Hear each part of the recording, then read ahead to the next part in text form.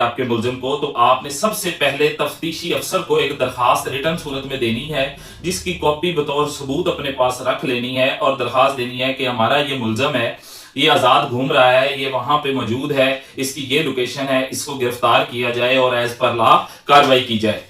اس کے بعد اگر وہ تفتیشی افسر آپ کی بات نہیں مانتا اور اس بندے کو گرفتار نہیں کرتا یا جو ہے اس کو معاملے کو دبانے کی کوشش کرتا ہے، دوسرا قدم آپ نے یہ اٹھانا ہے کہ آپ نے ایک اپلیکیشن اسی طرح کی لکھنی ہے اور اس کے لاسٹ میں یہ بھی لکھ دینا ہے کہ میں نے تفتیشی افسر کو بھی درخواست دی لیکن اس پر کوئی کاروائی نہیں ہوئی، لہذا آپ یہ میرا ملزم آزاد گھوم رہا ہے، فلاں جگہ پہ موجود ہے، اس کا سیاسی اثر و رسوخ ہے، پولیس کے ساتھ اس کا کوئی تعلق ہے جس کی وجہ سے اس کو گرفتار نہیں کیا جا رہا، لہٰذا آپ حکم دیں اور اس کو گرفتار کروائیں۔ اگر ڈی ایس پی یا ایس پی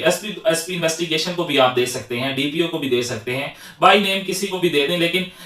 جو ایس ایچ او کے بعد تفتیشی افسر کے بعد ڈی ایس پی ہوتا ہے، ڈی ایس پی کے بعد ایس پی ہوتا ہے۔ جو ڈی پی او ہوتا ہے وہ انتظامی کارروائیاں زیادہ تر کرتا ہے، جو تمام یہ معاملات ہوتے ہیں ان کو ایس پی انویسٹیگیشن ہی دیکھتا ہے۔ آپ نے درخواست دے دینی ہے۔ اگر یہ